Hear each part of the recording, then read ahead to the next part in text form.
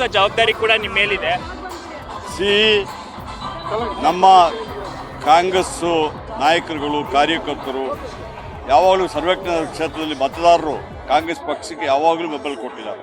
ನಮಗೆ ಒಳ್ಳೆ ಅಭ್ಯರ್ಥಿ ಸಿಕ್ಕಿದ್ದಾರೆ, ಯುವ ಅಭ್ಯರ್ಥಿ ಸಿಕ್ಕಿದ್ದಾರೆ ಮನ್ಸೂರ್ ಖಾನ್ ಅವರು ಬಹುಶಃ ಅವರು ಯುವಕರಾಗಿದ್ದರಿಂದ ಮತ್ತಷ್ಟು ಮತಗಳಿಂದ ಅವ್ರನ್ನ ಜನ ಮತದಾರರು ಗೆಲ್ಲಿಸ್ತಾರೆ ಮತ್ತು ನಮ್ಮವರೆಲ್ಲ ಸೇರಿಬಿಟ್ಟು ಕೆಲಸ ಮಾಡ್ತಾರೆ.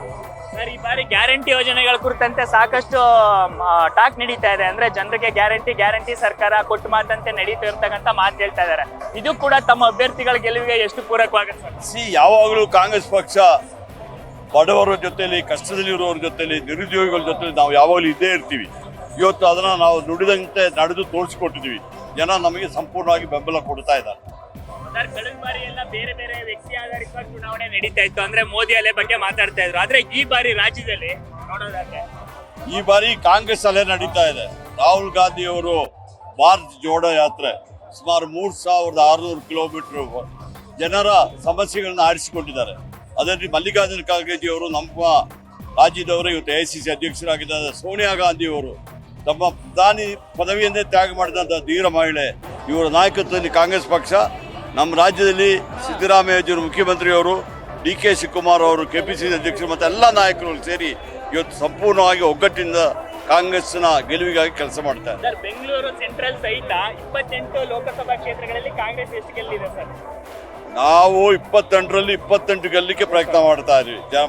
ಮತದಾರರಿಗೆ ಬಿಟ್ಟಿದ್ದು ಎಷ್ಟು ಇದು ಮಾಡ್ತಾರೆ. ನಾವು ಮತದಾರರಲ್ಲಿ ವಿನಂತಿ ಮಾಡ್ಕೊಳ್ತೀವಿ, ನೀವು ನಮ್ಮ 28 ಜನ ಲೋಕಸಭಾ ಸದಸ್ಯರು ಗೆಲ್ಲಿಸ್ಕೊಡ್ಬೇಕಾದ್ರೆ ನಾವು ವಿನಂತಿ ಮಾಡ್ತೀವಿ.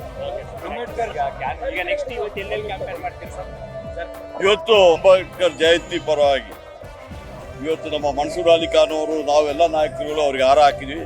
ಅದೇ ರೀತಿಯಲ್ಲಿ ಪುನೀತ್ ರಾಜ್ಕುಮಾರ್ ಅವರಿಗೆ ಸಮೇತ ನಾವು ಹಾರ ಹಾಕಿದ್ವಿ. ಅವರಿಗೆ ಒಂದು ವಂದನೆಗಳು. ಸರ್ವಜ್ಞ ನಗರದಲ್ಲಿ ಕ್ಯಾಂಪೇನ್ ಮಾಡ್ತಾ ಇದ್ದೀವಿ ಈವ್ನಿಂಗ್ ತನಕ. ನೋಡಿ, ನೀವೇ ನೋಡಿ, ನೀವು ನೋಡ್ತಾ ಇದ್ದೀರಾ, ನಮ್ಮ ಕ್ಯಾಮ್ರಾ ತಿರ್ಗಿಸಿ ನೋಡಿ ಎಷ್ಟು ಉತ್ಸಾಹ, ಎಷ್ಟು ಜನ ಬಂದಿದ್ದಾರೆ ಕ್ಯಾಂಪೇನ್ಗೆ. ನೆಕ್ಸ್ಟ್ ಯಾರ್ಯಾರು ಬರ್ತಾರೆ ಸರ್? ಈಗ ನಾಳೆಯಿಂದ ಇನ್ನು ಕೆಲವೇ ಸರಿ ಸರ್. ನ್ಯೂಸ್ ಫಸ್ಟ್ ನಿರ್ಭೀತಿಯಿಂದ ನಿಮ್ಮ ಪರವಾಗಿ.